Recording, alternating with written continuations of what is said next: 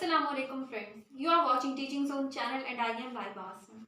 आज की इस वीडियो में हम स्पेक्ट्रोस्कोपी को डिस्कस करेंगे कि स्पेक्ट्रोस्कोपी क्या होती है, ये किस तरह से परफॉर्म की जाती है और इसकी यूजेज क्या है।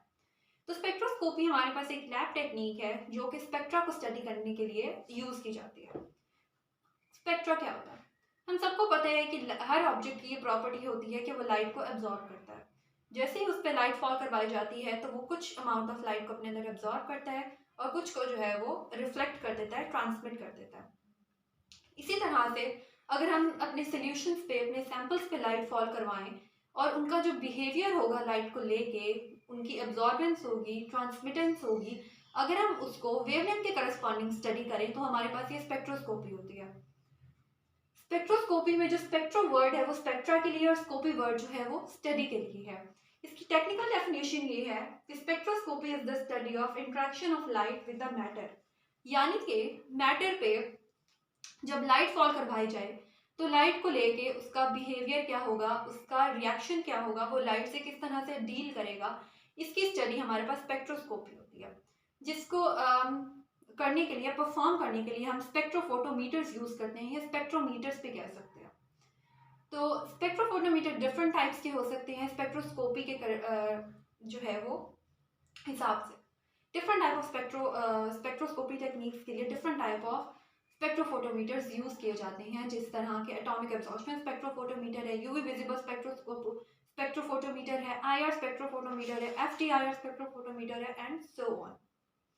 तो इसमें होता क्या है, इसका बैकग्राउंड ये है कि इलेक्ट्रोमैग्नेटिक रेडिएशंस जो हैं हमारे पास, जो कि इलेक्ट्रिक फील्ड और मैग्नेटिक फील्ड के परपेंडिकुलर मूव करने से, टू एंड फोर्थ मूव करने से प्रोड्यूस होती हैं, वो जब किसी भी पार्टिकल पे फॉल करती हैं, तो होता ये है कि उसके जो इलेक्ट्रॉन्स होते हैं पार्टिकल के, वो एक्साइट हो जाते हैं। पार्टिकल्स एक्साइट होते हैं एक ऑर्बिटल से दूसरे ऑर्बिटल के दरमियान में, लोएस्ट एनर्जी ऑर्बिटल से जो है वो हाईएस्ट एनर्जी ऑर्बिटल की तरफ एक्साइट हो जाते हैं। LUMO means lowest unoccupied molecular orbital, HOMO means highest occupied molecular orbital. तो LUMO से जो वो है HOMO ऑर्बिटल्स की तरफ एक्साइट हो जाते हैं, यानी कि हायर एनर्जी ऑर्बिटल्स में चले जाते हैं, एनर्जी को एब्जॉर्ब करके, लाइट एनर्जी को एब्जॉर्ब करके, हीट एनर्जी को एब्जॉर्ब करके। तो ये यूज़ क्यों की जाती है? ये यूज़ इसलिए की जाती है कि हमारे पास ये हमें बताती है कि इलेक्ट्रॉन्स का जो है वो एनर्जी गैप कितना था, उनके हमें एक प्रोडक्शन हो जाती है, आइडिया हो जाता है। और हमारे पास सैंपल में जो है वो कॉन्जुगेशन कितनी थी, alternative double bond, triple bond कितने प्रेजेंट थे, double bond single bond sorry कितने प्रेजेंट थे, ये हमें स्पेक्ट्रोस्कोपी बताती है। हमें हमारा जो मॉलिक्यूल है उसके स्ट्रक्चर के बारे में इंफॉर्मेशन देती है। तो इन सब चीज़ों के लिए हमारी, यानी कि एक सैंपल की प्रॉपर्टीज को स्टडी करने के लिए हम स्पेक्ट्रोस्कोपी को यूज करते हैं। तो यहाँ पे जो लाइट सोर्स होता है वो डिफरेंट तरह का हो सकता है अपनी नेचर की बेस पे, यानी कि EMR रेडिएशन, इलेक्ट्रोमैग्नेटिक रेडिएशन जो उसने प्रोड्यूस करनी है वो डिफरेंट टाइप की हो सकती हैं। वो जो है वो रेडियो वेव्स हो सकती हैं, माइक्रोवेव्स हो सकती हैं, इंफ्रारेड वेव्स हो सकती हैं, विजिबल हो सकती हैं, UV हो सकती हैं एंड सो ऑन। तो ये जो EMR यहाँ पे हैं, ये जो वेव्स हैं, इनको अरेंज किया गया है उनकी एनर्जी की बेस पे। जैसे जैसे हम रेडियो वेव से कॉस्मिक वेव्स की तरफ मूव कर रहे होते हैं तो हमारी एनर्जी जो है वो इंक्रीज करती जा रही होती है, और इसी के साथ साथ हमारी जो वेवलेंथ है वो डिक्रीज करती जा रही होती है। वेवलेंथ क्यों डिक्रीज कर रही होती है, एनर्जी क्यों इंक्रीज कर रही होती है? क्योंकि एनर्जी और वेवलेंथ जो है आपस में ये इनवर्स रिलेशन में होते हैं। E is equals to h mu होता है, where mu is the frequency, E is equal to h c over lambda हो जाएगा, because mu is equals to c over lambda होता है, and E is inversely proportional to wavelength हो जाएगा, lambda हो जाएगा। इसी वजह से एनर्जी जो है वो इंक्रीज कर रही होती है और वेवलेंथ जो है वो डिक्रीज कर रही होती है from moving, when we are moving from radio waves to cosmic waves. इसमें मोस्ट कॉमनली जो हम परफॉर्म करते हैं वो यूवी स्पेक्ट्रोस्कोपी होती है, यूवी विजिबल स्पेक्ट्रोस्कोपी होती है, IR स्पेक्ट्रोस्कोपी होती है।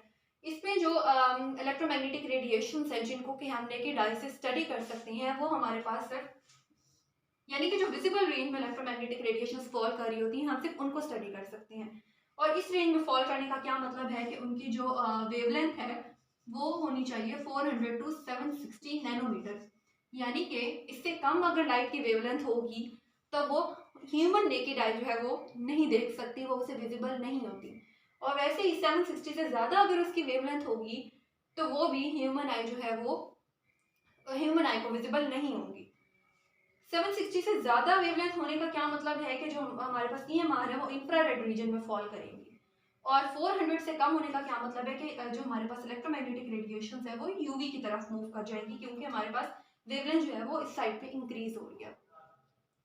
तो इस तरह से जो है हमारे पास लाइट सोर्स की टाइप्स होती हैं। लाइट सोर्स जो कि लाइट जनरेट करेगा और हमारे सैंपल पे फॉल करेगी, और हमारा सैंपल जो है उस लाइट को लेके डिफरेंट टाइप का बिहेवियर शो करेगा, डिफरेंट टाइप की एब्जॉर्बेंस शो करेगा, डिफरेंट अमाउंट ऑफ लाइट को वो एब्जॉर्ब करेगा डिफरेंट सैंपल, जिसको कि हम डिटेक्टर पे जो स्पेक्ट्रा आएगा वो उससे स्टडी करेंगे और सैंपल की प्रॉपर्टीज को प्रोटेक्ट करेंगे।